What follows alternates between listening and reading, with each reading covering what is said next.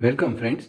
Welcome to the lecture series of Basic Electrical Engineering. Today we are going to discuss about the delta star transformation.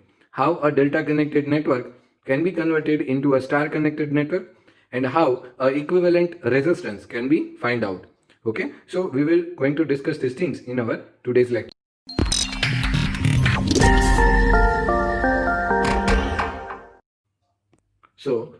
So as you are seeing that we have connected three resistances. The first is R31, R12 and R23. So these three resistances are connected in a particular manner. यहाँ पे ये तीनों resistance को हमने एक particular type के अंदर that is our delta type की जो है वो साइन यहाँ पे बन रही है. That's why we call this connection as the delta connection. Okay, so as you can see here the delta connection is see.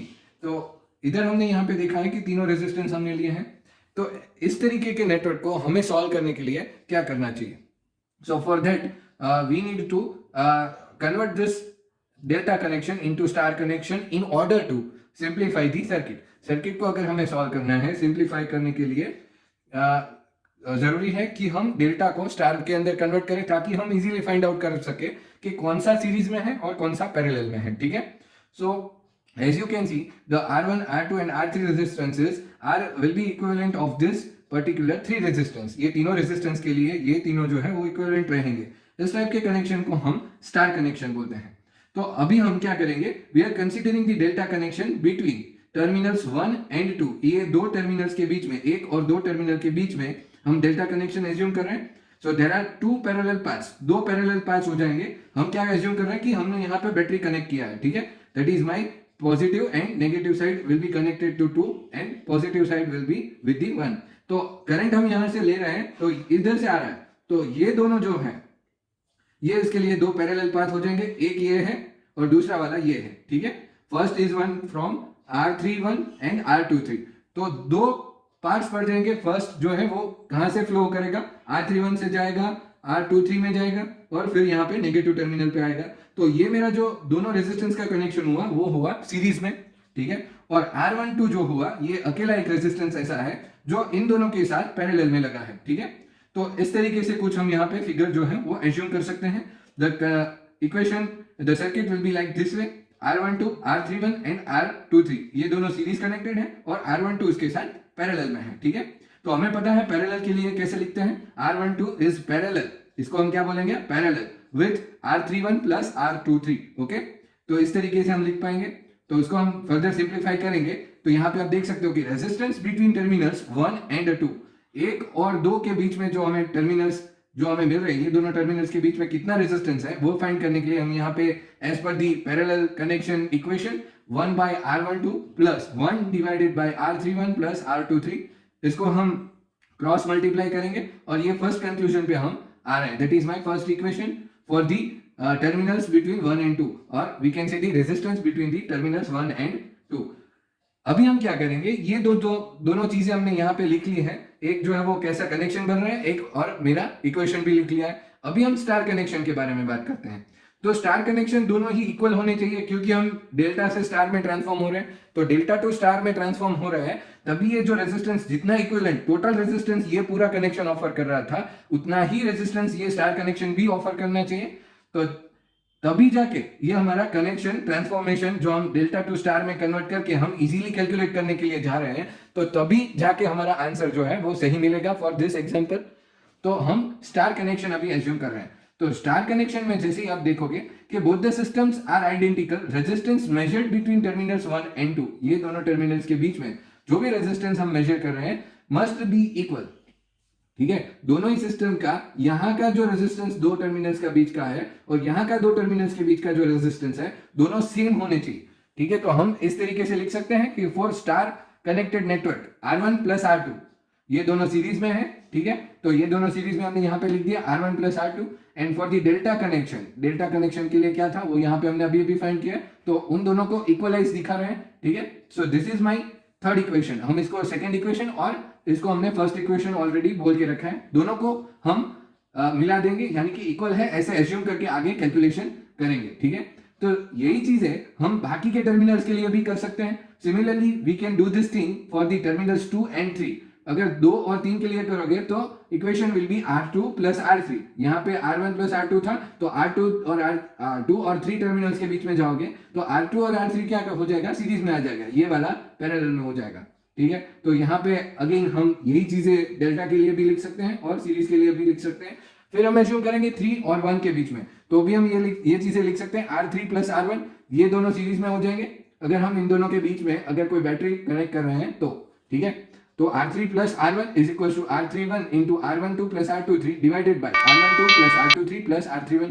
इसे हम इक्वेशन 4 और इक्वेशन 5 बोल के रखेंगे। ठीक है, सो ये जो मेरे इक्वेशंस मिले हैं मुझे, इसके ऊपर से हम एक कंक्लूजन निकालेंगे कि क्या हो रहा है। ठीक है, तो हमें क्या चाहिए, हमें चाहिए कि हम टोटल जो इक्विवेलेंट रेजिस्टेंस इसका कितना है वो हमें फाइंड करना है।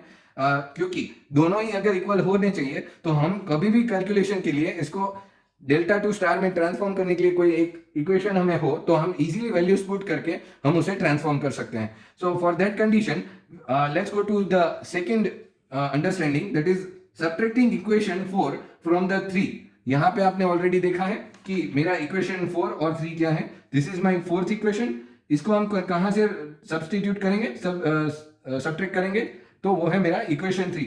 इसको हम इसमें से सब्ट्रैक्ट करेंगे, तो सब्ट्रैक्ट करने के लिए हमें जो इक्वेशन मिल रहा है वो क्या हो जाएगा, R1 plus R2 minus R2 plus R3। वो सामने जो भी टर्म्स हैं उसको हम ऐसे ही लिख देंगे। ठीक है, फिर क्या बोला है, and adding the result to equation 5। Fifth equation के लिए, फिफ्थ इक्वेशन के अंदर हम जो है ये पूरा रिजल्ट हम ऐड कर देंगे। यहाँ पे क्या हो जाएगा कि हमें कोई दो वैल्यूज जो है वो ऑलरेडी यहाँ से मिल जाएगी सब्ट्रैक्ट करने के लिए। अगर हम सब्ट्रैक्ट करते हैं तो कोई एक वैल्यू यहाँ पे कॉमन रह जाती है। यहाँ पे आप देख सकते हो कि R1 प्लस R3 का दोनों का जो है वो हमें मिलेगा, जहां पे R2 सब्ट्रैक्ट हो जाएगा। R2 सब्ट्रैक्ट हो जाएगा तो हमें कंप्लीट जो है वो R3 प्लस R1 के साथ में कंपेरेटिवली जो है वो चीजें हम देख पाएंगे। ठीक है, तो इसी तरीके से हमें करना है। तो यहाँ पे आप देख पा रहे हो कि हमने क्या किया, R1 plus R2 minus R2 plus R3 plus R3 plus R1 is equals to, पूरी जो टर्म है वो हमने यहाँ पे लिख दी है, जैसे थी वैसे ही लिखी है, क्योंकि डिविडेशन में नीचे जो था वो सब चीजें सबकी सेम थी। जैसे कि आपने यहाँ पे देखा डिनोमिनेटर जो था वो सब में कॉमन था, तो वो हमने ऐसे ही लिख दिया है। सिर्फ ऊपर की जो टर्म्स थी उसके अंदर हमने साइन चेंज करके यहाँ पे हमने लिखा है, that is of R12 into R23 plus R31 minus R23 into R31 plus R12 plus R31 into R12 plus R23। Denominator में ये चीजें सेम रहेंगी। ठीक है, so for the simplifying this equation we can get 2R1। यहाँ पे आप देख सकते हो कि R1 जो है वो एक ही ऐसी टर्म है जो बचेगी, बाकी सारा जो है वो कैंसिल आउट हो जाएगा। यहाँ पे R2 और ये R2 कैंसिल आउट हो जाएगा, R3 और ये R3 कैंसिल आउट हो जाएगा। यहाँ पे प्लस है हालांकि, पर ये माइनस जो साइन है वो इसको माइनस बना देगा ताकि R3 जो है वो दोनों कैंसिल आउट हो जाएंगे। So the result will be 2R1 is equals to, यहाँ पे हमने क्या किया, ये जो टर्म्स थी उनको मल्टीप्लाई कर दिया है इनसाइड जो हमारा ब्रैकेट था उसके साथ, वो टर्म्स के साथ हमने मल्टीप्लाई कर लिया है। तो यहाँ पे भी बहुत सारी टर्म्स है जो कैंसिल आउट हो जाएंगी, जैसे कि R12 R23 जो है वो कैंसिल आउट हो जाएगा। कहाँ पे देखते जाइए, तो कि ये जो है वो मेरा R12 into R23 plus R12 into R31 हुआ, तो ये R12 इंटू R23 जो है वो टर्म कहाँ पे कैंसिल आउट हो रही है। तो यहाँ पे आप देख सकते हो R23 इंटू R12, ये चीजें यहाँ से कैंसिल हो जाएंगी। ठीक है, फिर बचा R12 इंटू R31, तो वो चीजें ऐसे ही रहेंगी क्योंकि दोनों ही साइन जो है उसकी सेम रहेगी। यहाँ पे दूसरी जो टर्म है वो कैंसिल आउट हो रही है, वो यहाँ पे है R23 इंटू R31, तो ये भी कैंसिल आउट हो जाएगा। तो बचा क्या, तो सिर्फ दो ही टर्म बची है और दोनों ही सेम है, तो हम उसे लिख सकते हैं 2R1 is equal to 2 into R12 into R31 divided by R12 plus R23 plus R31। यहाँ पे दोनों साइड से 2 कैंसिल आउट हो जाएगा, तो हमें R1 की वैल्यू जो है वो कुछ इस तरीके से मिलेगी। तो सिमिलरली हमें R1 की जैसे वैल्यू मिली वैसे ही हम R2 और R3 की वैल्यूज भी यहाँ से निकाल सकते हैं और उसे हम कन्वर्ट कर सकते हैं। ठीक है, इक्विवेलेंट रेजिस्टेंस जो है स्टार कनेक्शन के अंदर हम कन्वर्ट कर सकते हैं। तो यहाँ पे हमने कुछ देखा है, that is my R12 resistance will be converted into the two different resistances R1 and R2, R23 will be converted into different R3 and R2, और R31 will be converted into R1 and R3. So this is my given delta connection, and inside you can see that is my equivalent star connection. So that's how the derivation can be possible for both the terms, and we can find the R1, R2 and R3 terms. Okay. I hope all of you getting the clear idea. And if you have understand some of the, if you have understand some of the these terms, and if you're able to gain some of the knowledge from this video, then you should definitely like and share the video. And to watch more this kind of videos, also subscribe to my channel. Thank you for watching the video.